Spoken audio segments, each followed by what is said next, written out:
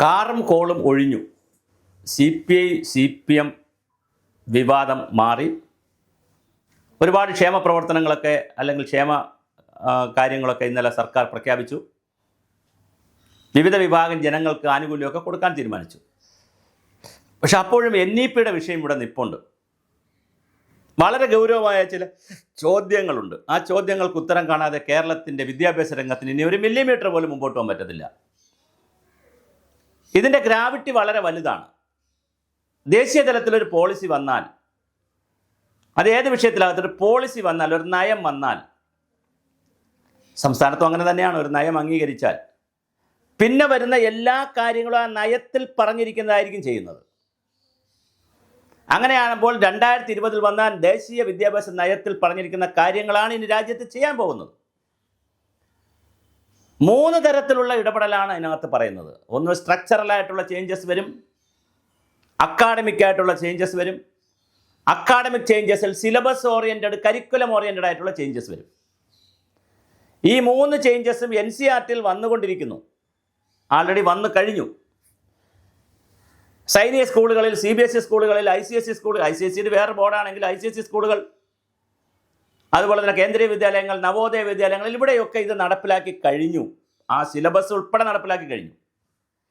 ഇനി മറ്റ് സ്കൂളുകളിലേക്ക് ഇത് കൊണ്ടുപോകാൻ, രാജ്യത്തെ മറ്റ് സ്കൂളുകളിലേക്ക് ഇത് കൊണ്ടുപോകാൻ റിസോഴ്സ് സെൻ്ററുകളായി പ്രവർത്തിപ്പിക്കാനാണ് 256 സ്കൂൾ കേരളത്തിലും 14,500 സ്കൂൾ രാജ്യത്ത് മൊത്തം എടുത്തുകൊണ്ട് അതിനെ റിസോഴ്സ് സെൻ്ററുകളായി ഡെവലപ്പ് ചെയ്ത് അവിടെയും കുട്ടികളുടെ ഡെമോ സ്കൂളുകളാക്കി മാറ്റി അവിടെ നിന്ന് മറ്റ് സ്കൂളുകളിലേക്കുള്ള ഒരു വിദ്യാർത്ഥികളെ പഠിപ്പിച്ചെടുക്കുന്ന രീതിയാണ്.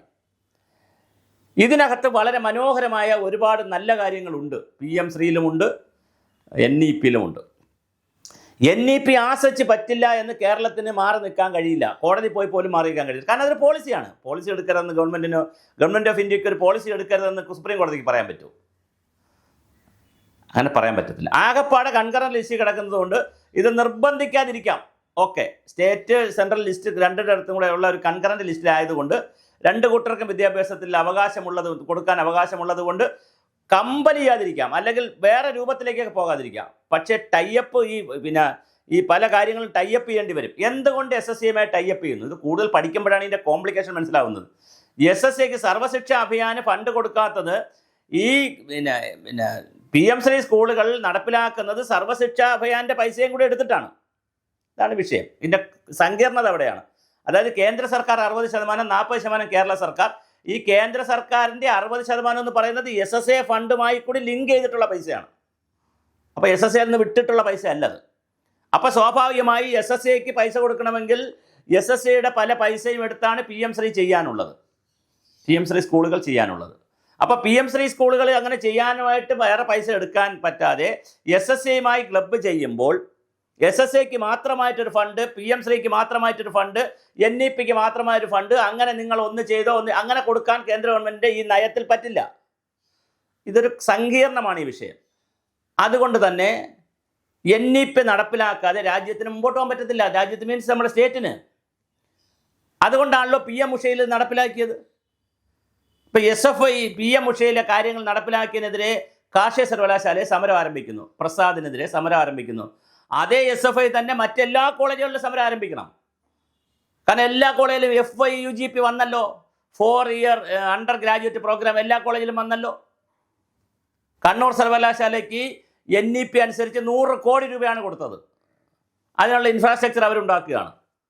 കേരള സർവകലാശാലയ്ക്ക് പൈസ കൊടുത്തു, കാലിക്കറ്റിന് പൈസ കൊടുത്തു, കോട്ടയത്തിന് പൈസ കൊടുത്തു. എല്ലാ യൂണിവേഴ്സിറ്റികൾക്കും NEP അനുസരിച്ച് പൈസ കൊടുത്തുകൊണ്ടിരിക്കുകയാണ്.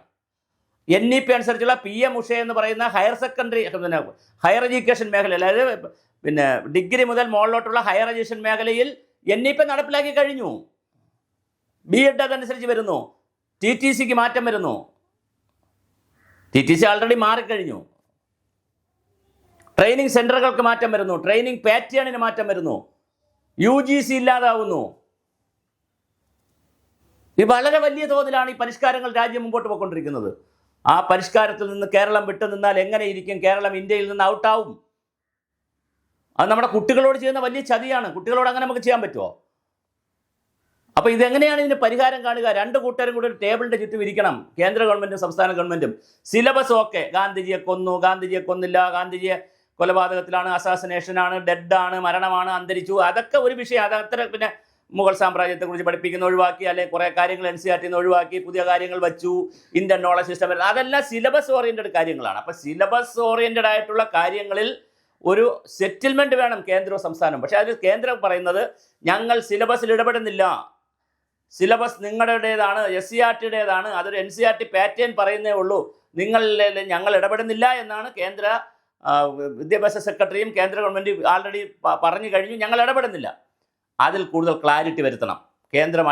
കേരള സർക്കാർ അടിയന്തരമായി ചെയ്യേണ്ടത് സിലബസ് കരിക്കുലം ഓറിയൻറ്റഡ് കാര്യങ്ങളിൽ വളരെ കൃത്യമായി കേന്ദ്ര ഗവൺമെൻറ്റിൻ്റെ ഇടപെടൽ ഉണ്ടോ എന്നുള്ളത് ചർച്ച ചെയ്യണം.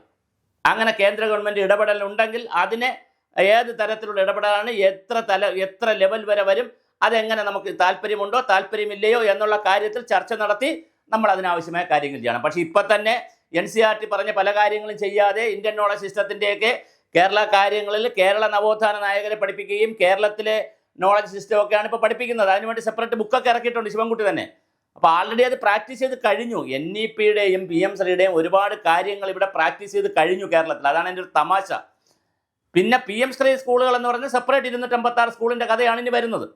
അപ്പോൾ അതിലുള്ള ഇൻഫ്രാസ്ട്രക്ചറും മറ്റ് സൗകര്യങ്ങളും മറ്റുള്ളവർക്ക് ട്രെയിനിങ് കൊടുക്കാൻ പറ്റുന്ന കാര്യങ്ങളും ഇതെല്ലാം പോസിറ്റീവ് കാര്യങ്ങളാണ്, അത് വരേണ്ടതാണ്. പിന്നെ സിലബസാണ് ആകെയുള്ള ഒരു വിഷയം. സിലബസും കരിക്കുലവും എന്ത് വേണം എന്നുള്ളതിനെ സംബന്ധിച്ച് കേന്ദ്ര സംസ്ഥാന സർക്കാരുകൾ അടിയന്തരമായി ഒരു ചർച്ചയിലെത്തി സംസ്ഥാനത്തിന് സമ്പൂർണ്ണ അധികാരം വിട്ടുകൊടുക്കുന്ന ഒരു നിയമം വരട്ടെ കേന്ദ്രത്തിൽ നിന്ന്. ഇൻഫ്രാസ്ട്രക്ചറൽ വൈസ് ഞങ്ങൾ ഇടപെടും, ഞങ്ങൾ പൈസ തരും, അല്ലെങ്കിൽ മറ്റ് കരിക്കുലത്തിലും ഇതിൽ ഞങ്ങൾ സ്റ്റേറ്റിൻ്റെ കരിക്കുലത്തിൽ ഞങ്ങൾ ഇടപെടുന്നില്ല, ഞങ്ങളൊരു ഡയറക്ഷൻ പോലും തരുന്നില്ല എന്ന് വേണമെങ്കിൽ ആക്കാം.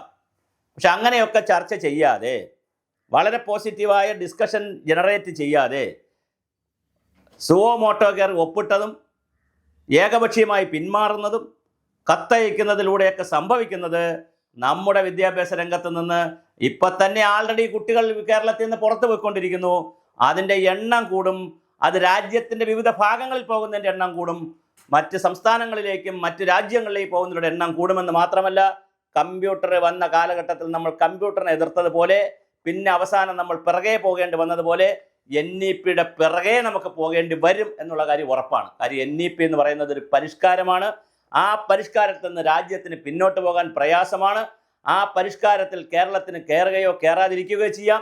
പക്ഷെ കയറിയിട്ട് നമുക്ക് ആവശ്യമുള്ളതും ആവശ്യമില്ലാത്തതുമായിട്ടുള്ള ഒരു ചർച്ച നടത്തി ഒരു തീരുമാനത്തിലേക്ക് പോയില്ലെങ്കിൽ കേരളത്തിന് വലിയ നഷ്ടമായിരിക്കും ഭാവിയിൽ ഉണ്ടാകാൻ പോകുന്നത്. ഇതാണ് ഇതിൻ്റെ ഒരു രാഷ്ട്രീയം എന്നുകൂടി എല്ലാവരും മനസ്സിലാക്കണം.